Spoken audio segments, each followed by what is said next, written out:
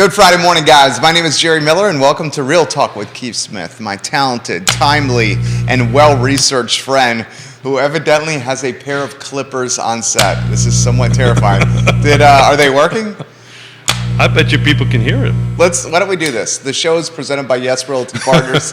Yes Realty Partners. You can find them online. YesRealtyPartners.com. Let's welcome Keith Smith to the program. I love this guy. He bought something else on Amazon. They don't sound that loud. You know, do they? These are professional grade. Oh, that's a great brand. That's the Wall brand. These are professional grade. I love that camera, Jude. I reached out to my... He's got you on the crystal ball camera. That's great. Crystal ball camera. Look at that. Yeah. Those are the clippers that could potentially shave Keith Smith's mustache. I spent... I don't want to know if you've shaved anything else over there. Is that what he was going to say? I mean, no, that's not what I was going to say. I had to stop. Little ears. I know. That's why I stopped. Little ears. Speaking of little ears, I had a great conversation with Katie Pearl yesterday. Oh, I love Katie Pearl. Katie, are you watching? Love Katie Pearl. She had a couple of questions I was able to help her out with. But no, in my preparation of removal of my mustache, because I've lost this bet, it's just a matter of when I'm shaving it off. Are you conceding? Not officially. Okay, you just know that. I'm preparing for it. That's your lose. Good and so I asked my sister what should I buy, who's a professional hairstylist. Yeah, she's in the game. She's in the game, and this is what she suggested I buy. So I got it, and it's ready to go. I'm ready to go. So are you more real talk props? Right? I see that. Right? I see that. We got magic wands. Magic wands. 3 different types of crystal balls. 3 different types of crystal balls. A magic 8-ball. Mr. Predicto. Yeah. Some cocktail making books. Those are the only ones that are somewhat out of place. He's left 3 cocktail recipe books. That's not out of place. Look over there. That's true. We got a full bar. Very, very well said. But anyway, a shout out to Neil. I'm ready to go. Neil Williamson. The Clippers are on set, ready to rock and roll. Keith Smith is basically conceding here that he's going to lose the bet on upzoning be approved by, was it the 15th of June? 19th of June. 19th of June. So you're conceding. I'm not conceding. I'm not conceding anything. Wait, I mean, you bought Clippers. Who knows? I might start cutting my own hair. Oh, okay. Not. Okay. That's not going to happen. Judah's laughing over here. Judah Wickhauer is our esteemed director. We'll give him some props here on the program. It's become just a joke. Well, I shouldn't be doing that live in front of my dear friend Judah, because he helps me out, because I consistently leave my laptop charger here constantly, and he I'd say once a week you leave it here. Almost every show, and he always covers me up. Hey, you left it up. Da da da da da. I was here when he found it. He goes when he was getting the set back in order, and he goes, "Oh, Keith." Oh, Keith. Did you really say that? Yeah. He goes, "Oh, Keith." Oh, Keith. Yeah. And then he wrapped it up and he put it on the counter. So I'm going to give myself up here. Oh. So I had to go do some doctor's appointments yesterday. Okay. And some blood work and all that fun stuff. But on the way home last night, you A-okay? It's the meds that I take. I gotta do this for the condition I've got. Got it.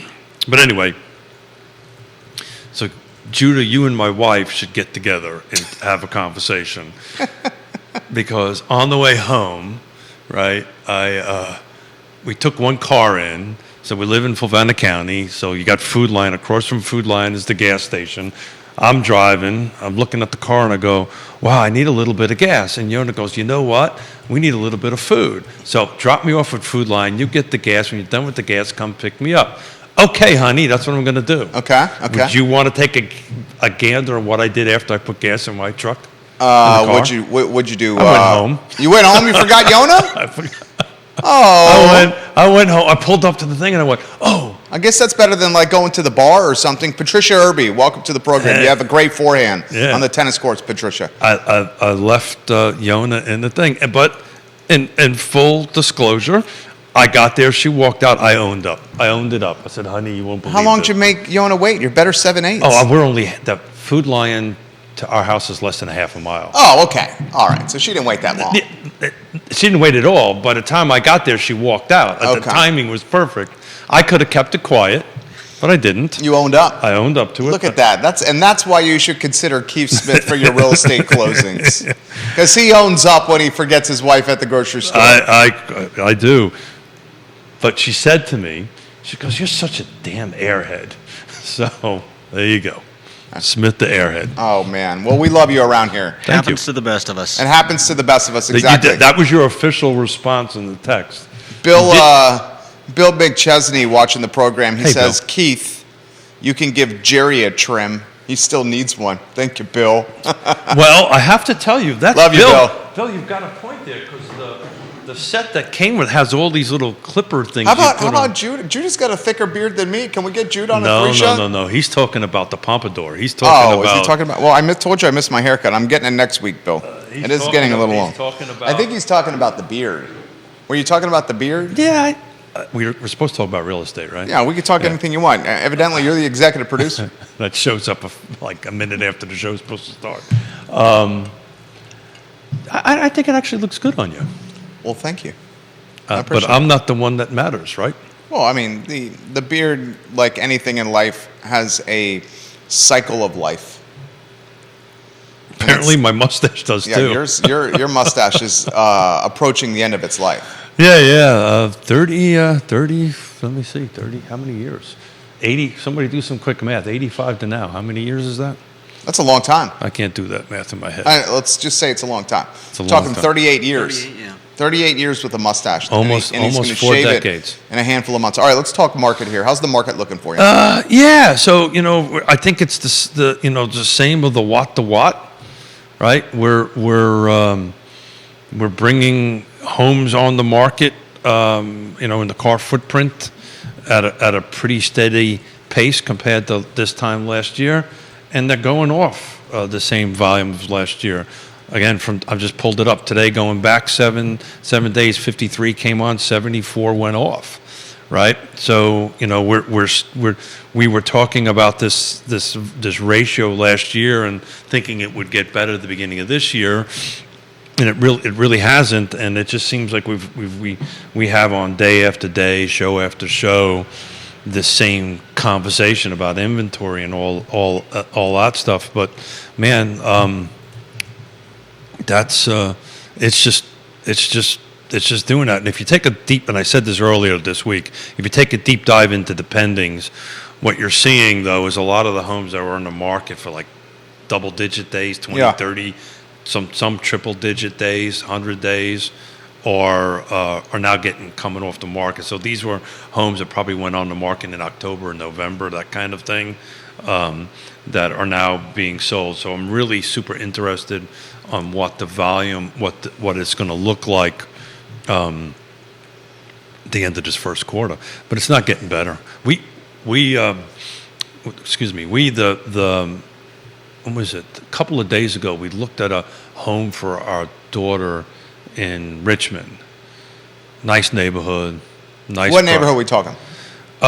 So they want to be over by Tree Chop. They want to be up over in that particular area of Richmond, Malvern. It's a kind of couple communities up over there by it's a little bit close to Virginia Doctors Hospital, Henrico Doctors Hospital, if they could be there. But man, this was a house that needed a lot of work. It went under contract in 24 hours, had 5 offers on it. This seems to be the trend. What's the price point we're talking? Under 750 is what we're looking to stay under on that. Preferably around the 5-something range, which is kind of hard to find. But in that 750, 550 kind of range on that end of it, and it's just hard to find. The Richmond market's a little different, man. Way more inventory. Not really. Really? No. Certainly a lot more housing stock.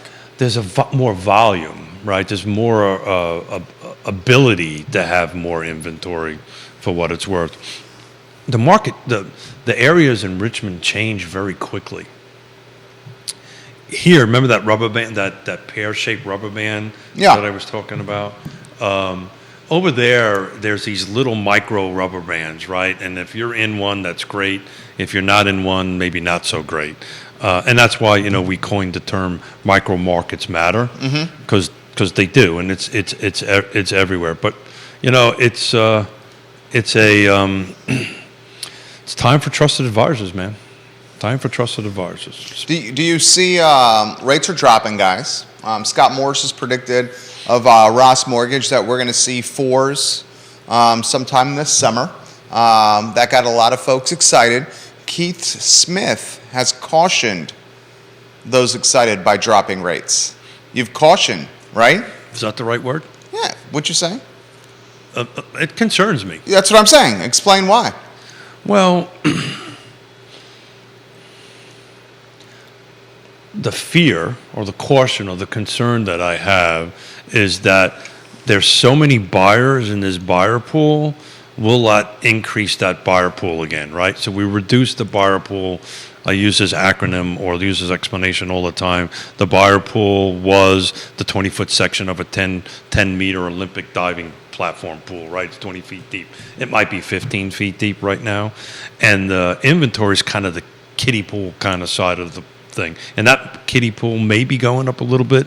It's really not, looking at the data week over week. So if that's staying the same and the pool and the buyer pool went from 20 foot to 15 foot, the ratio is just not there. The balance is just not there. If that interest rate drops up a little bit, maybe inventory might get a little bit better. Maybe people have been sitting on the sidelines waiting for interest rates to drop to put it on the market so they can buy, right? But that buyer pool is so huge right now. I think it's just going to make it worse. Any inventory coming on the market that you know of? Yeah, new construction. There's Colonial Circle in that I know intimately in Fluvanna County. A shout out to Greene County. I was talking to Matthew Woodson yesterday. I think long term, and that's 12, 36, 24 months. You're going to start seeing, I think, Greene County be the rock star in new construction coming on, depending on who you look at. They have a lot of land. Well, they have a lot of land, but they have a lot of lots in the process. Either completed the process, this rezoning or getting bringing lots to the market pipeline is rather long. Liza like that. So there's a couple thousand lots out there. They'll be coming on. I'm in the middle of researching for the Real Talk with Keith Smith's market data, Nelson, and on the other side of the mountain for that. And actually, I was hoping to have Nelson ready for today, but as our viewers have pointed out, Nelson's a little difficult to break down. You really have to break like wintergreen down into multiple pieces. So I'm working on that. So what I mean by that is single family, detached, attached. They have a lot of condos there, which some jurisdictions don't have. Fluvanna, for instance, doesn't have any condos nor green on that end of it. So I'm working on breaking those things out. So keep an eye on the show and keep an eye on that website for that setup. And I'm also going to bring a couple of Nelson County experts in it. Wintergreen is its own animal, for lack of a better term, and I'm going to bring Gavin Sherwood on our team. Yeah, who he's an expert. He's an expert in there to go ahead and do that. I would love that show. We encourage you guys to go to realtalkwithkeithsmith.com and click on the menu bar, the tab that offers market data. Judah Wighower's done a fantastic job of updating the reports that Keith shows during this show on the website, realtalkwithkeithsmith.com, and click Market Reports on the menu bar. And this is an interactive process. Anything that you would want to see better or the way it would look better, it's kind of changed over the beginning of the month since we've started it, so that, any more data, like for instance, I added percentages in it now, which was a request of a couple of folks watching that percentages would be helpful. So I added them in. But anything that we can do to make it better, I'm in. There we go. Please let us know. There we go. Also, click the Partners tab and look at the partners that make the program possible. The show, of course, presented by Yes Realty Partners. All right, so January, you have said, and your colleagues have concurred, that the spring market is here. We are in the spring market, and you have said, and you've reiterated that when is a good time to list your home? Right now is a good time to list your home because there's not much competition. Yesterday was a good time. Yesterday was a good time because there's not that much competition on the market, Keith. Absolutely. So I'm actually just looking quickly at the last 27 days of this month in the car footprint on what came on the market and what went pending. So from January 1 to now, and just to put a little twist, just to put numbers to that, 146. Now this is all the jurisdictions. This is Fluvanna, Nelson, Greene, Louisa, Albemarle, and Charlottesville, and it includes everything: new construction, townhomes, condos, everything. But 146 residents or residential properties came on the market. 257 went pending.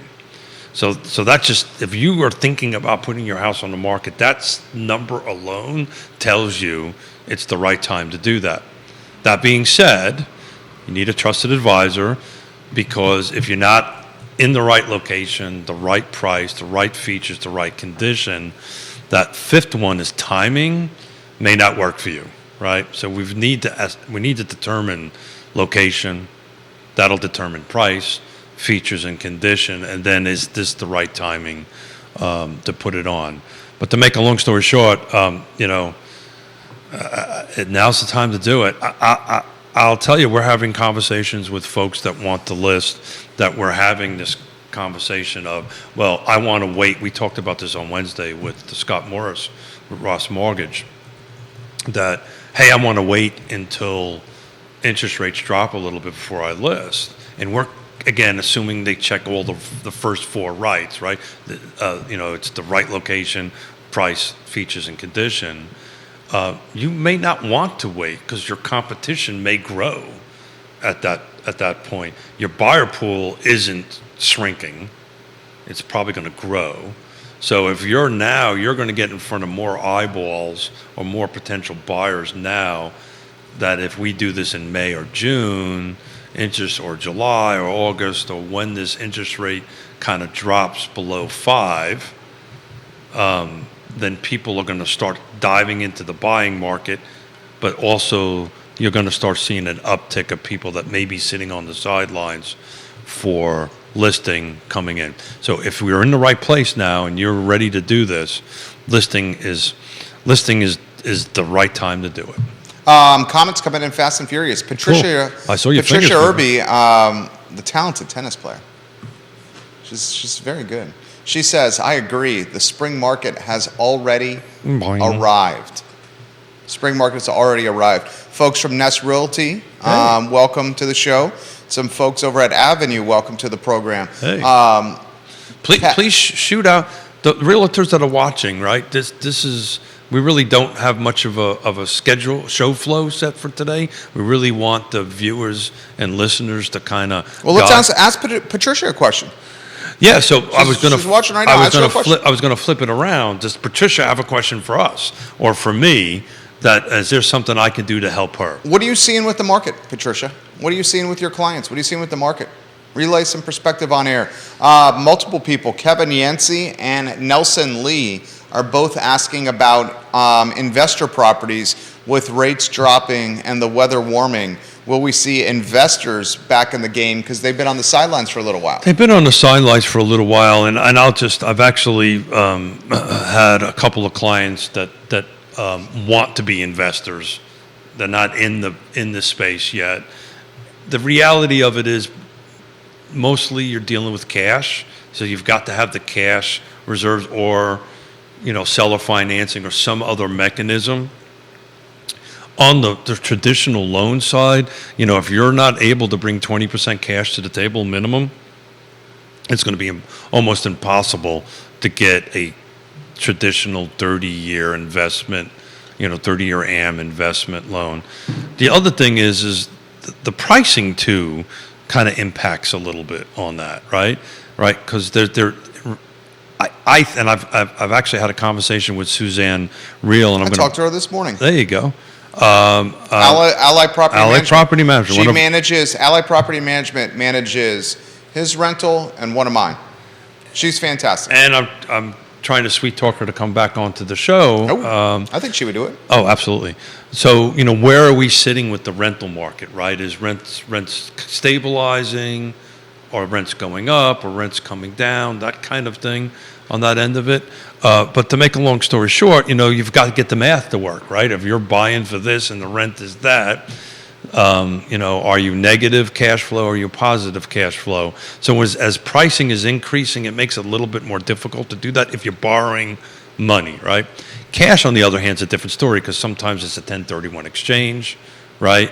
And this is not about an ROI on that piece of property so much as it is I don't want to pay taxes on it and I'm parking the cash here, which is a little complicated to explain.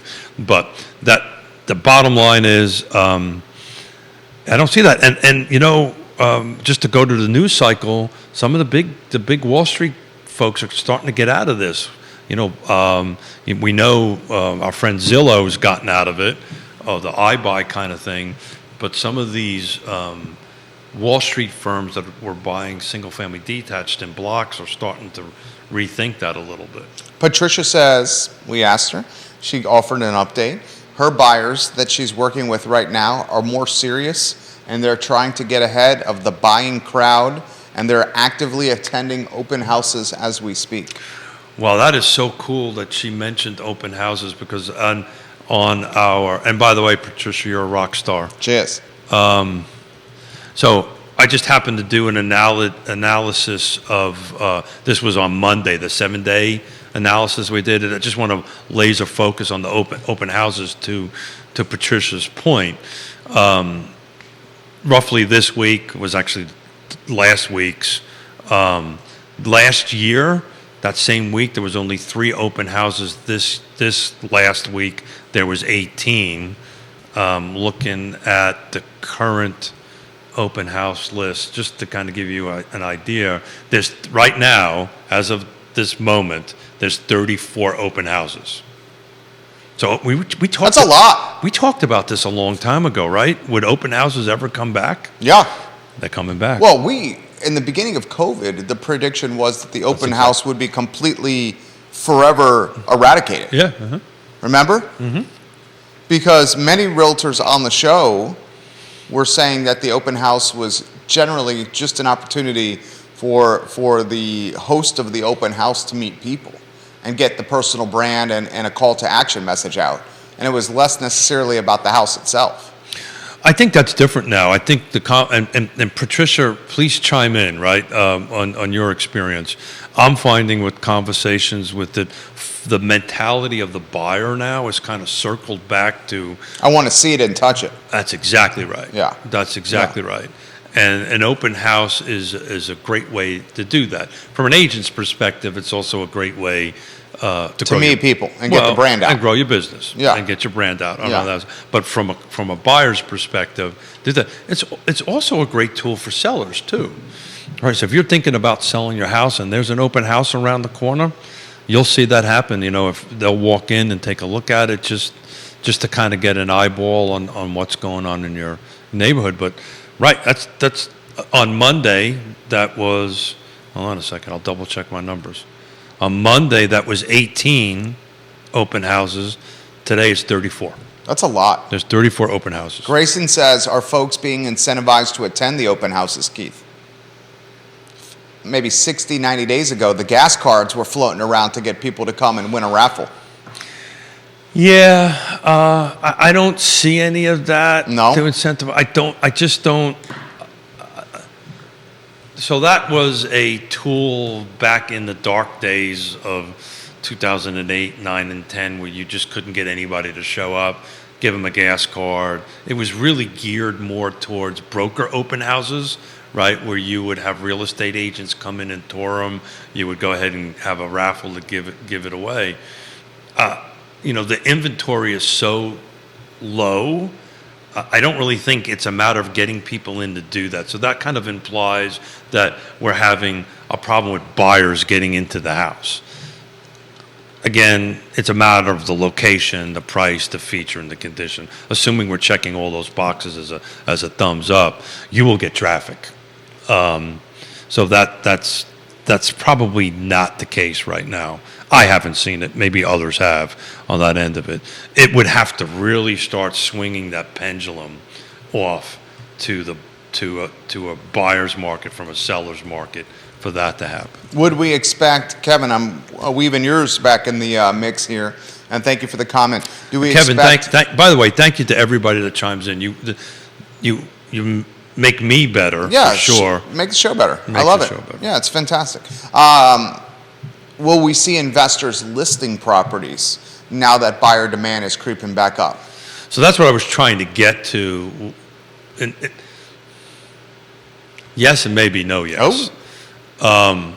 We will see it in our marketplace, but in a very minuscule growth, right? Most of the people that I know that's in the single-family detached or townhome and rental environment are in a buy and hold mode, right?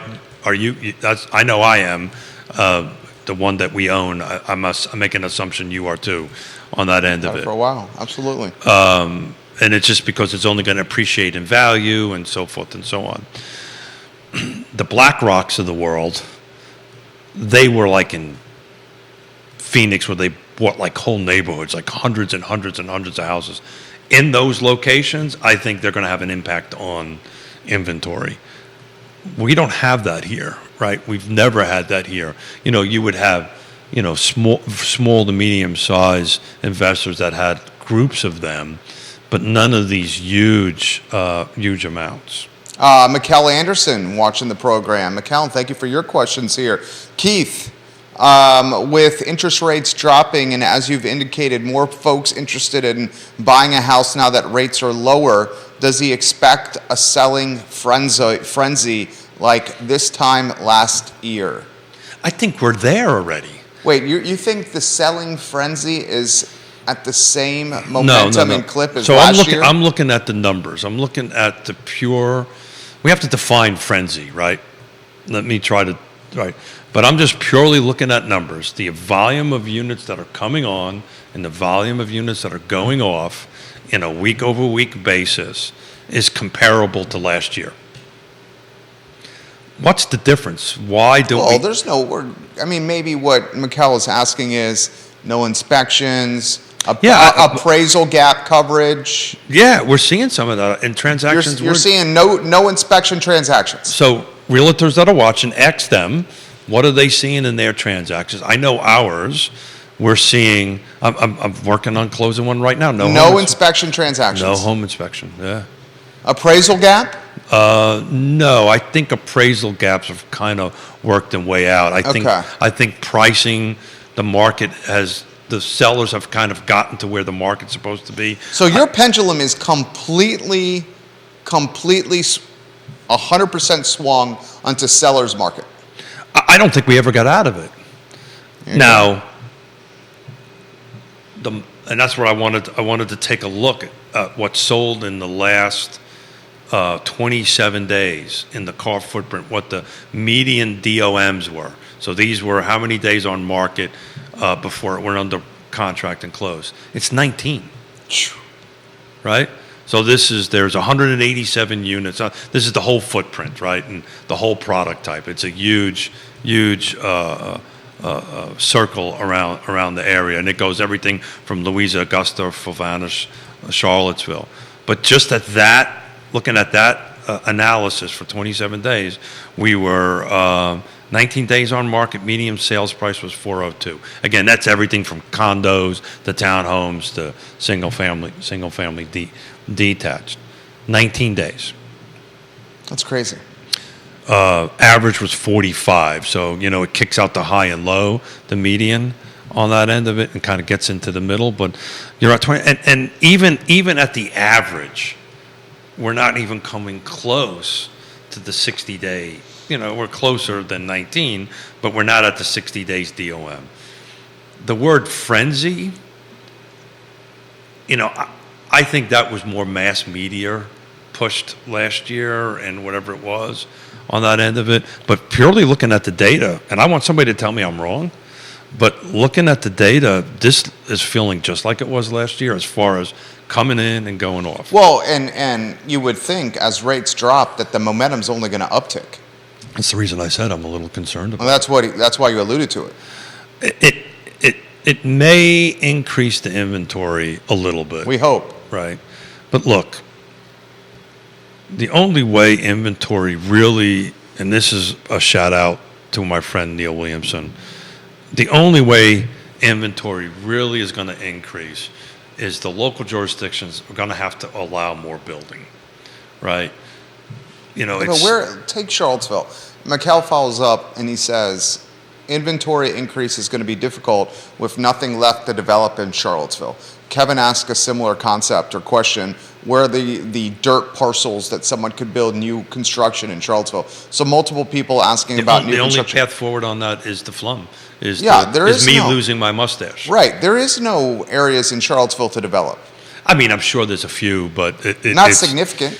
It's not significant. If they are available, they're uber expensive, right? And the math doesn't work. The path forward is exactly why why I bought a pair of expensive clippers. How much were those clippers? Enough. And you know me. You have champagne taste. You got the top of the line. Beer budget, though. You got champagne taste. Well, Mrs. Smith keeps me on a beer budget. Wall hair clippers for men. Good Lord! No. Well, I got the whole kit, though. I know. I got the whole thing. I bet you did. It's that one, and then it comes with the little one that just does the little mustache. Oh, that's very nice. Yeah. Very nicely done. On that end of it. But in any event, you got Smith's ADD now kicked in. Thank you. No, you were talking about the flum and upzoning. That's the only way we can get more density, more housing stock. Yeah, and look, it's not going to be a huge amount, right? I don't think it's going to be. You've emphasized this. I think you're right. Yeah, I don't, but it's going to be something. It's going to be substantial, right? We're not City of Charlottesville is not going to go from 50,000 residents to 150,000 residents anytime soon or ever because of this. It may go from 50,000 to 55,000 or 50, somewhere in that range. I mean, I'm just guessing at this point. I have no statistical data to prove that, on that end of it, but it's just not going to increase it in that thing. But any incremental increase is going to help down the line. But Ned Galloway and I, if you can tag Ned, are doing these. Come on the show, Ned. Maybe a special announcement. He knows. Believe me, I got it. Special announcement, Ned. We love you, Ned. Yeah. Well, I'm going to shut up before I get into trouble. But the road show Ned and I are doing for the Regional Housing Partnership, and just kind of tie it into this conversation. We're doing it for the purpose of, you can't have this conversation about housing in Charlottesville without having the conversation of housing in Greene or in Fulvana or in Augusta or in Waynesboro. Anywhere. Right? Because we're so interconnected now. Of course. Because if Greene County's 2,000 lots that are platted, if they were to get built, let's say the next 12 months, they would have a larger impact on the housing stock in Charlottesville than the Charlottesville itself. Does that make sense? Yeah, you should go down that road. That's a good topic. Yeah, so I've always preached this. I've never done it on the show. Maybe I have, I just don't remember it. I've never preached this, but it's part of the reason why 3 or 4 years ago I raised my hand and asked if we could create this regional housing partnership. And it's built on bringing all the jurisdictions and the public and the private, all the folks in the housing space together under one roof to talk about how we can do this. Because housing even though I talk about micro markets matter, right? That's helping individual buyers and sellers. But if we're going to increase the pool of available homes to buy, in my opinion, requires a regional approach to it. And I will tell you, in some jurisdictions do not like me saying that. They don't think that that's the right approach. And that's cool. Yeah. I think they're wrong, but that is not, because what happens, and I'll just use my home county, what happens in Fluvanna County impacts Charlottesville. What happens in Charlottesville impacts Fluvanna County. And why is that? I'm getting to get off on a tangent here. Why is Fluvanna County in the same AMI pool as Charlottesville? Tell us. Why is that? Well, I mean, the jobs are in Charlottesville. There you go. They're going to Charlottesville for work. There you go. That's why they're all So the linked. AMI, area median income in Fluvanna County, now this is HUD's numbers, right? This is the numbers that the federal government puts out on that. It's exactly the same as Charlottesville. The same as Albemarle County, same as Greene County, same as Nelson County. Louise is different because it's in a different statistical area that the feds use on it. Their number's a little bit lower than that. And why is that?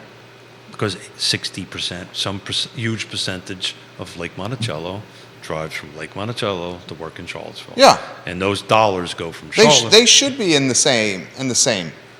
Yeah, I think if you take a dive into the census data for the county, you'll find it to be probably a different number.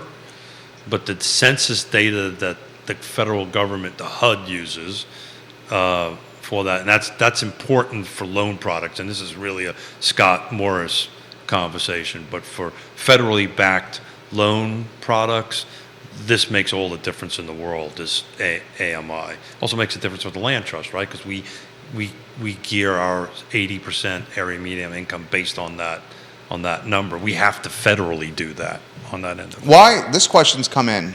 I'm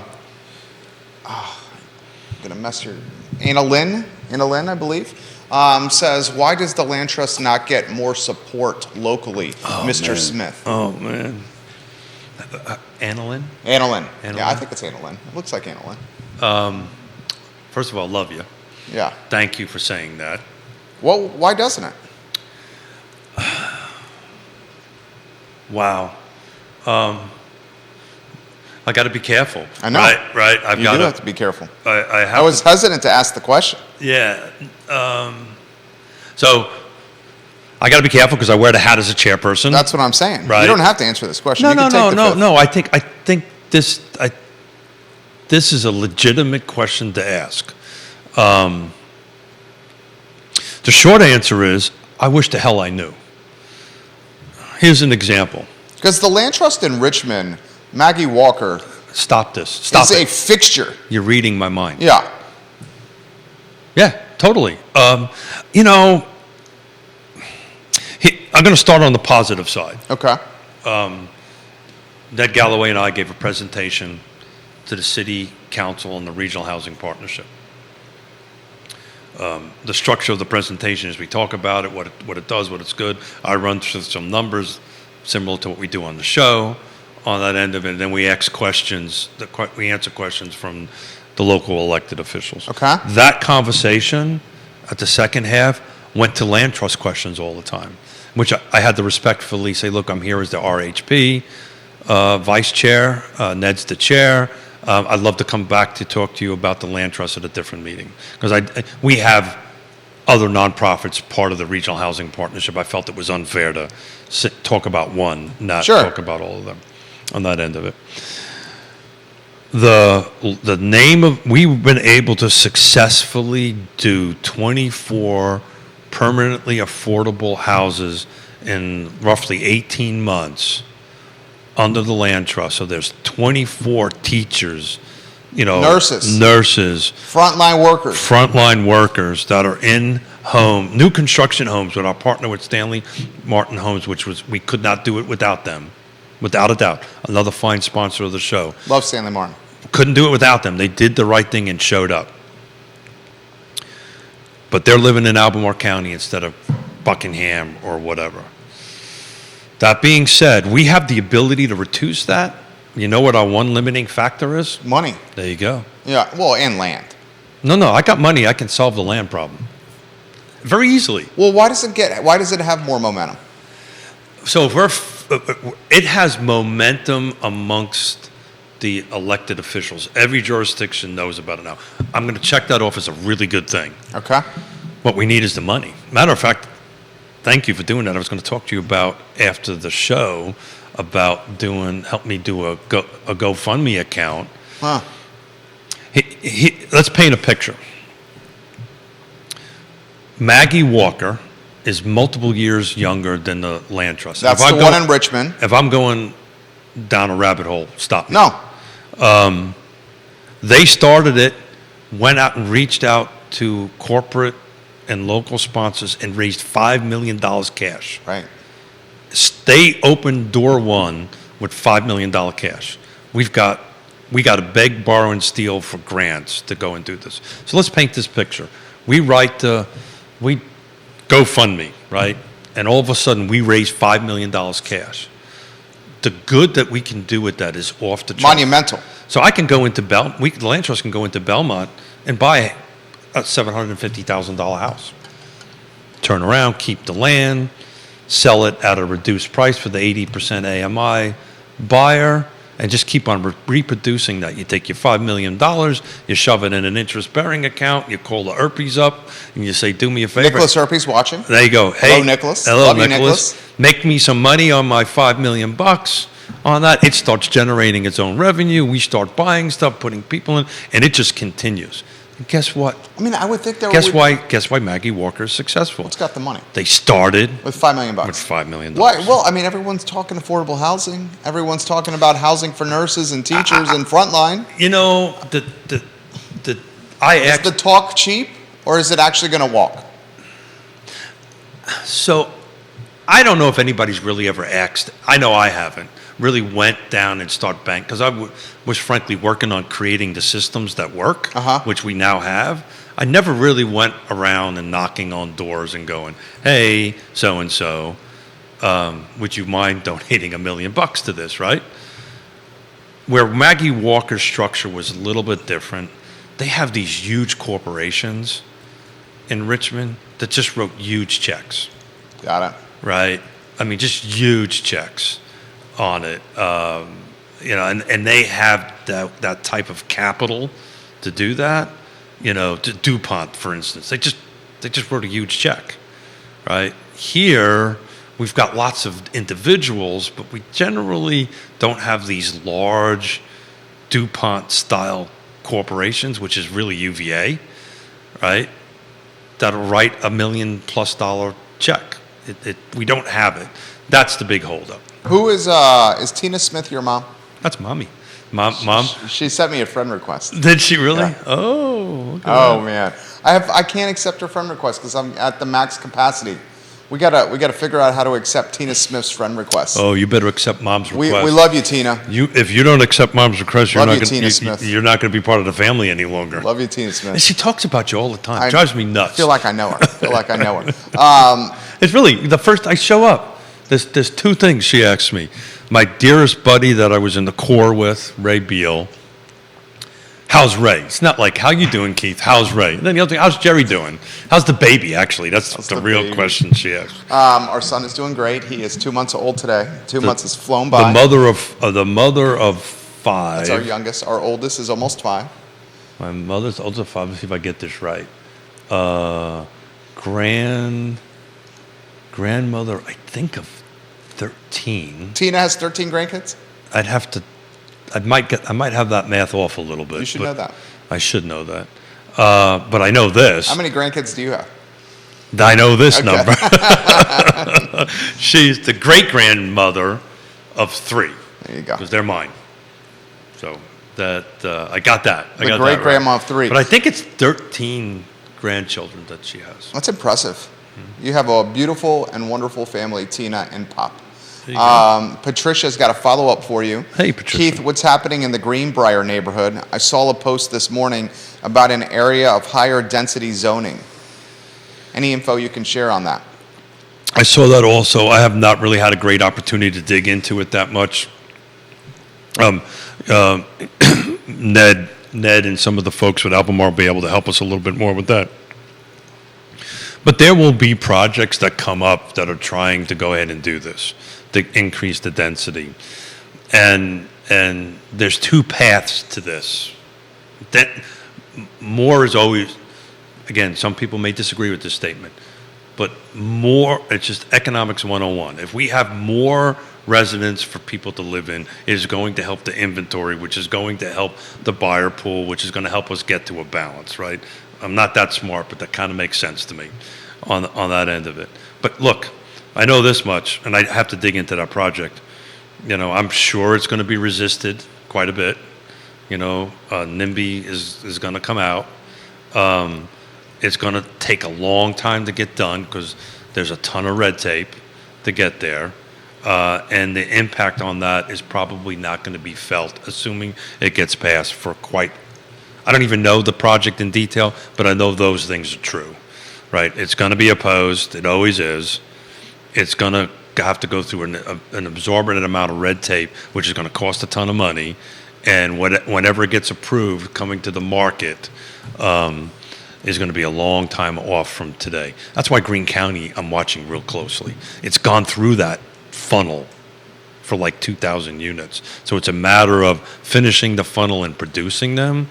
And I really think Greene County is going to have a larger impact on the housing stock than everybody thinks. Greene County, larger impact on the market than the affordable housing or the more affordable housing, I should say, available in Augusta County?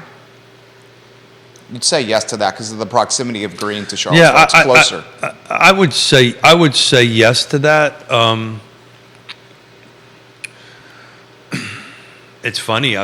We've got a client that Yonna and I are working with that, again, we can't find, and there was a huge reluctance to go to the other side of the mountain, and that's where we're going now, right? So we've kind of went through for the last couple to 3 months, not being able to find something. You know, this is this 250 price point. Can't find anything. She has some very specific needs on it, which kind of precludes townhomes. So it has to be a single family detached home. She needs a little bit of land for again, a very specific reason to her. So we're on the other side of the mountain this weekend looking because that's kind of where it's at. Not happy about it, right? She does not want to make that trip. She consider renting? Well, that's what she's doing now. It's funny, I didn't even think of this. You asked me the question, are people, investors selling their property? That's what's happening to her. They're selling her single-family detached home. It's not an investor scenario. Well, technically. Can she buy that one? No. It's a family thing, right? So they're technically not selling. I got to be careful. I can't give too much details on it. But it's not going to hit the regular market. You know, Keith is selling it to Judah because Judah's family. That's what's happening with that transaction. But the bottom line, she needs to get out. Again, it's a life change thing. That's what usually affects people wanting to either sell or buy, is this life change stuff, not so much the interest rate. This question's coming from the feed here. Spencer, thank you for watching the program. Does he see anywhere in Albemarle County springing with some more inventory? We'd like to stay in Albemarle. No? I was trying The to be. no.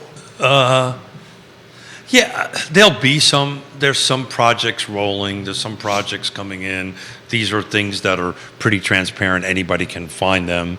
If the question is what's in the pipeline that might be coming down the line. I think the next big thing to watch on that is, and it was actually discussed at a public meeting for the Regional Housing Partnership, is either, I think on February 1st. Is Neil watching by any chance? Let me check it.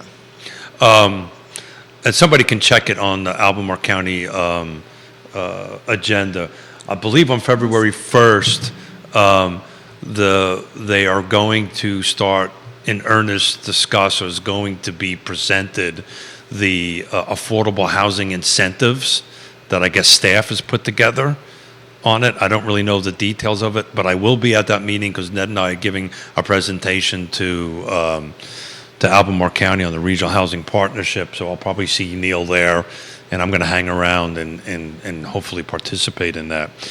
So if the incentives shake out a certain way, which I don't really know. I don't think anybody really knows how that's going to shake out. It could incentivize development in Albemarle County, and it could uptick it a little bit.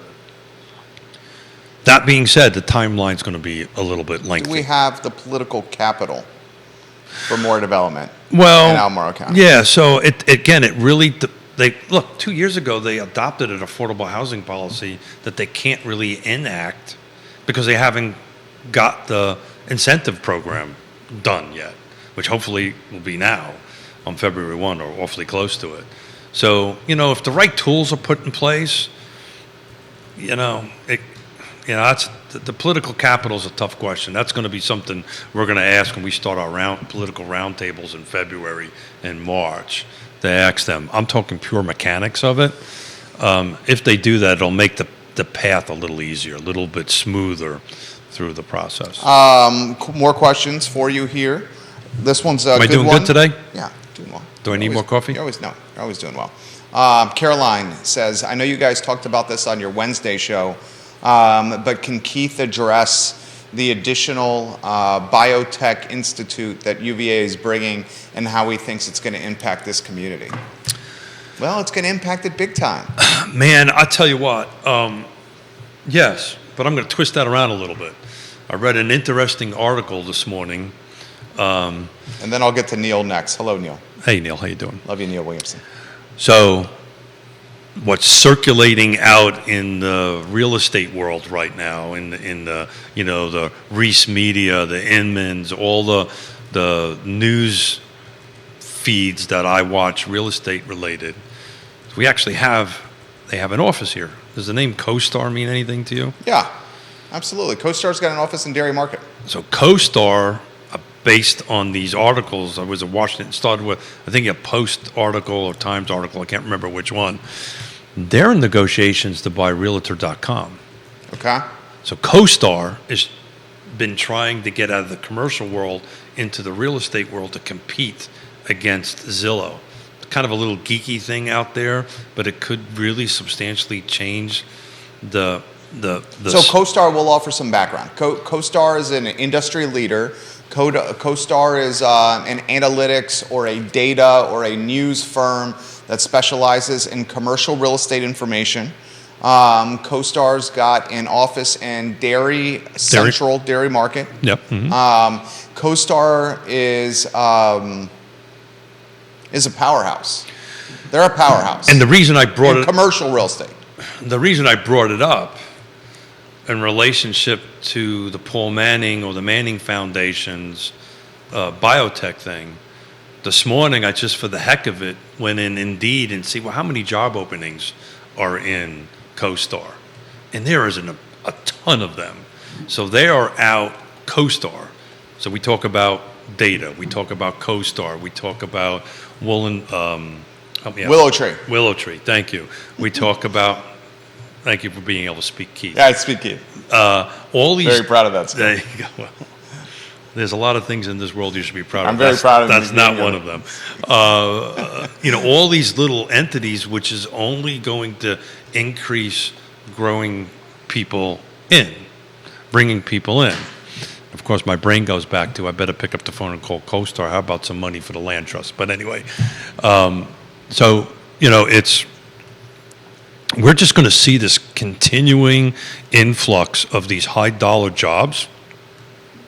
If you've got an opportunity someday, go in and Indeed or whatever your preferred job search app is, and look at the salaries that they're offering over there. It's insane. Multiple six figures. Comments coming fast and furious to the show. Bill McChesney, I'm curious about Neil's comment. All right, I'm going to get to Neil's here. He used my second favorite hashtag. What are your favorite hashtags that? Well, I know Neil it's got uses? something to do with a mustache. Now, what are your favorite hashtags that Neil uses? I didn't even know what the hell mustache is. Hashtag content slinger. Okay, yeah, that one. Hashtag more housing everywhere for everyone. There you go. Hashtag seats available. There you go. That's Is it my there? favorite one. Seats available. I thought the mustache one was the best one. Mustache bet. We'll get to Neil's comment first. The mayor of McIntyre, the future land use map, medium intensity residential areas in the Greenbrier neighborhoods are around Charlottesville High School and Greenbrier Elementary. The areas around all of the schools in Charlottesville have some kind of upgraded density near them. Yeah. So so I apologize. There's two kind of Greenbriers, right? There's an Albemarle Greenbrier, and then there's a Charlottesville Greenbrier. The Albemarle Greenbrier, home to Guadalajara. Yeah. So I was thinking Albemarle. That the other person who noted may have been The neighborhood in Charlottesville got City. Got it.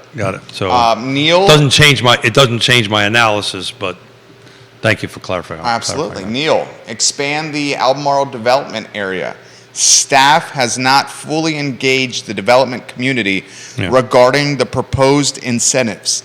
So I am so glad he said that, not me, because not that I'm anything special, You're special. but I am part of a couple of bodies that focus on this. Okay. And I have not been not me, but the bodies themselves have not been, to my best of my knowledge, been invited to participate in that conversation. So the Regional Housing Partnership, that at best of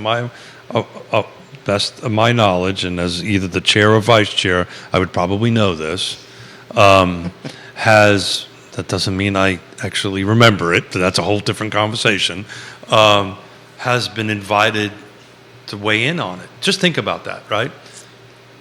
This body, the way it's built on the 4 pillars, it has all the elected officials at the table from all the 6 jurisdictions. It has all the nonprofits in the space, in the housing space. It has, when I say all, not everyone, but most of them.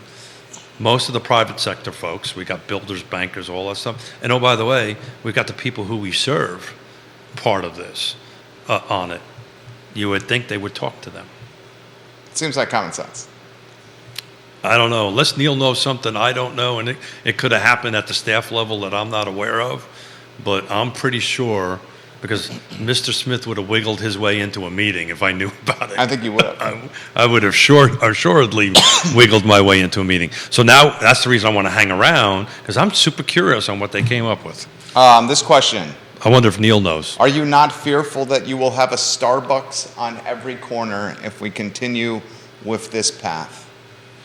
Well, I'm not a Starbucks fan, so Bill said that. I'm fearful of that. We know Bill does not like the flum. Yeah, no, and I love Bill to death, and that's great. But I think Starbucks would be classified, and Neil can chime in on directly to Bill. That's commercial space, right? Yeah. So little different. Well, it is and it isn't, right? I think what Bill's kind of alluding to is like I think it's more tongue-in-cheek, the sprawl and the density. Yeah. That's what he's alluding to. Yeah, but so folks understand, what could happen is there could be a corner property that somebody buys 3 or 4 properties, combine everything and do a multi-story building, and then the bottom level is commercial, on the corner is Starbucks. I mean, that is feasible. That is possible with the way that it's structured, very much so. Will that happen or not? A different story. John Blair watching on LinkedIn. What I would prefer to see, Bill, is no more Starbucks, but local shops. He always sticks to local. Unless I'm in Seattle. What are you going to do when the pie chest closes? Actually, Lone Light Coffee. It's going to open up. It's going to stay. Yeah. And it's going to stay in that location. So you still get your coffee there. Yeah, and plus... That's right around the studio, guys. Yeah, and plus we buy our pies from the pie chest that we do for Thanksgiving every year, and they're going to still do that, so we're good to go. What are you doing this weekend? Well, I guess you're working. You're going to the Valley. I'm working. I've got some commercial contracts I got to write up. Got to help out a couple of folks, and I might watch a little bit of football on Sunday. You got a favorite this weekend? No, I just want to see a good game. Man, that's would love to see Cincinnati back in the final, back in the Super Bowl. If I didn't say Kansas City, Emily would stop taking care of me. Emily Funk would take. She's from Kansas. Okay. She would stop taking Love care you, of me. Emily So Funk. I'm gonna I'm gonna say Kansas City. I want to see them go all the way. That being said, what you said is exactly what I always say. I just want to watch a good game. Yeah. There was a couple last weekend that was not competitive. Neil says, Bill and Keith, for what it's worth, the planning goal of focusing populations around schools is an efficient delivery of government services. Yeah, that was the Greenbriers, and when we say Greenbrier, we're talking about the school, but there was a Starbucks conversation, and so I think we had two different conversations. It was a figure of speech. I think Got he's it. just talking about the density here. And Neil says the reason the population is upticking or planned uptick around schools Yeah, is because that makes it easy for people to get to schools. So, and he evidently is a Dallas Cowboys fan. Neil, tell me you're not a Cowboys fan. What does this mean? You're having me not a hexagon, not a pentagon, not an octagon. It's a season gone. Neil Williams. Is he talking about the Jets? No, he's talking about the Cowboys. Got it. So, first and foremost, think the world of Bill. We love all the viewers and listeners. Love all the viewers and listeners. And that's what's so great about what we do. Everybody brings their own opinion, and we debate it and we talk about it. Yeah. But I got to tell you, I was reluctant to even talk about this, but I'm gonna anyway. Go figure. There is a very strong possibility my home, for the first time that I've been living in Fluvanna County, I will be paying. It may not happen, but if the stars align, if Albemarle County's budget process goes a certain way and Fluvanna's go a certain way, tax rates and all this stuff, there is a very distinct possibility my home in Fluvanna County, I'll be paying the same dollar amount, the same cash, as if it was in Albemarle County. So just think about that. I've got a home that's on 2 acres, 30 some odd 100 square feet, right? If I was to pick that up and drop it into Albemarle County, as a rule of thumb, I was always about $100,000 under, right? Just as a rule of thumb. There's a distinct possibility my little old home in Fluvanna County I'm going to be paying the same amount of cash as if it was in Albemarle County. Does that make sense? Yeah. So why is that? Why is that happening? And is that, Fluvanna County, its sole source basically of revenue to keep the jurisdiction afloat is real estate. Rooftops, Yeah. residential It's rooftops. rooftops. I mean, it's not like you guys have a ton of businesses out there, ton of retail, ton of commercial. Yeah, I may be wrong. It may not shake out that way, right? It may be close, but there's a strong possibility if it cycles right, that could possibly happen. And we don't have the same services that Albemarle County has, right? We don't, and I'm going to be a lot paying, less schools. we just don't. Yeah. And I'm going to be paying the same amount of money. And what I'm trying to work this in my maybe feeble way here is, what is the hashtag that more, was it more? More housing everywhere for everyone. Yeah, and that ultimately works, right? So look, Colonial Circle is 325 residential units. 125 are apartments, which I'm proud to say are going to be for 60% AMI and under, which is great news. Help get that approved for that on that end of it. It's going to be about 200 single-family homes. We've got about 80,000 square feet of commercial. I can't get anybody to look at it. And why is that? Not enough rooftops. Yeah. There's not enough density there. So I can't get a gas station in there. I got the traffic count, but there's not enough actually staying put on a regular basis for that to make. You could put there's a site there that you could put a small Wawa in there, that kind of thing. They're not going to come there because there's just not enough bodies fixed on that end of it. So it's a chicken and egg kind of thing, because if you want to have that revenue from a Wawa or something like that, you kind of have to have the rooftops to support it. Friend of the program and your friend, someone you've known for a long time, Supervisor Chris Fairchild. Oh, hey, Chris. Is very comfortable with the rooftops in Fluvanna County. Oh yeah, is he watching?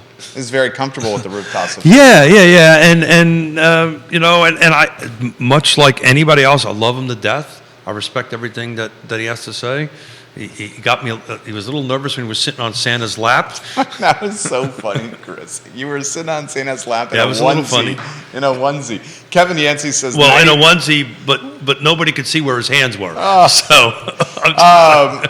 he's comfortable with the rooftops there. Yeah. Yancey says 90% of Fluvanna County, Keith, doesn't even have the services that your neighborhood, Lake Monticello, has. He's 100% but we right. still pay the same taxes as Lake Monticello. He's 100% right.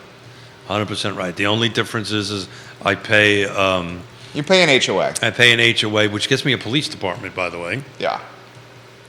You pay an HOA. I pay an HOA, but he's spot on right. He's spot on right. It's now, it may not be globally. It may be just me, because I'm in a unique type of property in Lake Monticello, right? Because on that end of it, so the acres. Yeah, so it may be me, but yeah, I just that whole sitting on my lap thing, on Santa's lap thing. I'll never forget Supervisor Fairchild sitting in your lap in a onesie. Yeah. In front of the camera and the microphone. Yeah. That was absolutely amazing. Yeah. I love Chris Fairchild. Yeah, and his hands were roaming. That's all I can tell you. Stop. No, they weren't. No, they weren't. Tavla tonight for dinner, you and Yonna? No. Mrs. Smith is not feeling well today. Okay. Kind of got this little chills, headache thing that apparently is floating around. So she is at home, and I am going to bring her a little ramen soup for dinner tonight. So she's working. Ramen from where? Great question. Bad Luck Ramen Bar. There you go. That's it. X Park, right That's around it. the corner That's from Yes it. Realty Partners. That's it. We were just talking about the Bad Luck Ramen Bar the other day, Judah. Yeah. So how do you like it? We've never been. Have you been? I haven't been. Have you? So that's just an Not to the new place. No. Well, it's really not a new place. It's the same place. Well, they Right. rebranded the restaurant. It's still in North American Sake. and it's still the same menu. Well, it's a different menu. Now they're focused on ramen, where previously they had because we've sushi always and poke. Yeah. No. bowls. I hate to disagree with you, fine sir. I always got my ramen from there. Well, no, they had ramen before. There's only like 2 or 3 options. They're focusing even more on ramen and not the other items. Am I right there, J-Dubs? Well, I went That's to go my there impression. on Friday, Yeah. last Friday. I couldn't get in. Great. Yeah, Ramen's good. you You know. a ramen fan? Robin? You don't like ramen? Oh, ramen. Yeah. I like ramen. Or as I say it, Roman. Did you think I said Robin? I heard Robin. Oh. Yeah, I do like ramen. Yeah, Robin's good. I usually get the cheap stuff, but The ramen You in mean a the pack? college kid stuff? yeah, the Throw it stuff in that a comes thing. in a little packet. Yeah. Well, I'll tell you. Seattle is like the mecca of that kind of food, Thai food, ramen, and all that stuff. And we had ramen. We were out there, and I'll tell you, I actually like their ramen better than what I had out in Seattle. Oh. Just for what it's worth. So, what are you doing this weekend, fine sir? Spending time with the boys. Got Saturday. It's double sun duty on Saturday. I'm giving the missus a little break on Saturday morning. Oh. She's going to do a little sleeping in and a little breakfast, little coffee, little quality time to herself. Evidently, a 2-month-old and a nearly 5-year-old are a lot of work. Well, you're going to find out. No doubt about it. I say it once, I'll say it again. The hardest job in America is that of a stay-at-home mom. Stay-at-home mom, Well, you guys are rock stars. So, as a side little job, we release out grandparent duty. So, if you ever want to give What's us the fee? for you, nothing. Oh, you're so nice. No, You've it'll cost you in other ways, but I have no doubt. Tina, you've raised such a gentleman over here, Tina. And you too, Pop. well, it's funny, and that's not funny. You should be so blessed and lucky to get here. You will get to this point one day. But my 2-year-old granddaughter knows how to FaceTime. Yeah. Yeah. So she She may not hold the FaceTime correctly where that her face is on screen all the time. Literally. But they know how to FaceTime. They push that camera button. It's pretty impressive. Literally, it blew my mind. So we're getting ready at 6:30 in the morning, whatever it was, and I got a FaceTime call from my daughter. Yes. Oh, okay.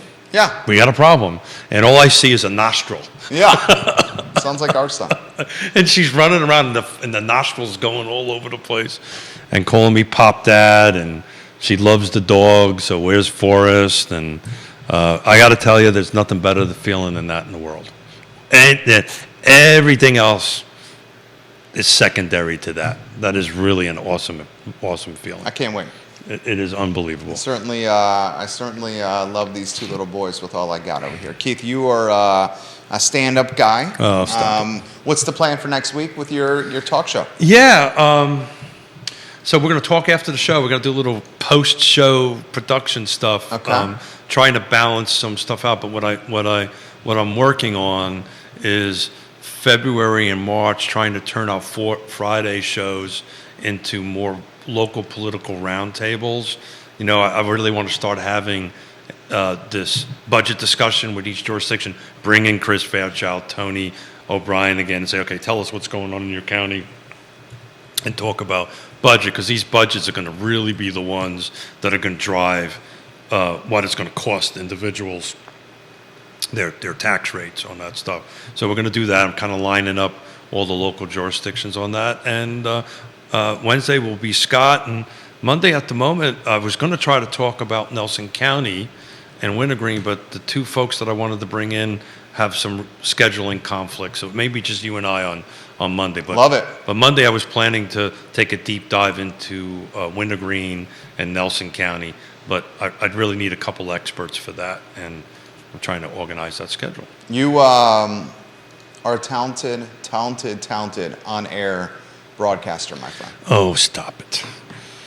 When is the 31st, by the way? I sincerely mean that. The 31st is 4 days from now, right around the corner. Let's see. It's the 31st. 31st is Tuesday, right?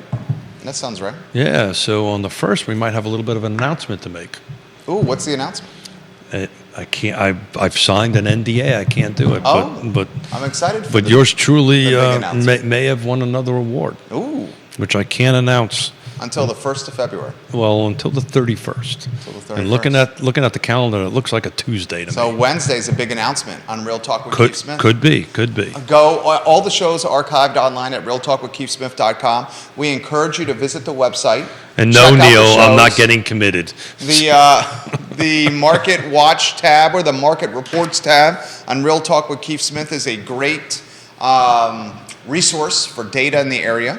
Judah Wickhauer keeps us on air. Yes Realty Partners presents the show. And please click the Partners tab on the website, and you see the supply chain of trusted advisors in real estate. The I Love CVille show is up in about 59 minutes. If you like what you hear or see, those are the ones that really keep us on air. So please support the partners. Please support them. There you go. Keith Smith, Judah Wickhauer, Jerry Miller.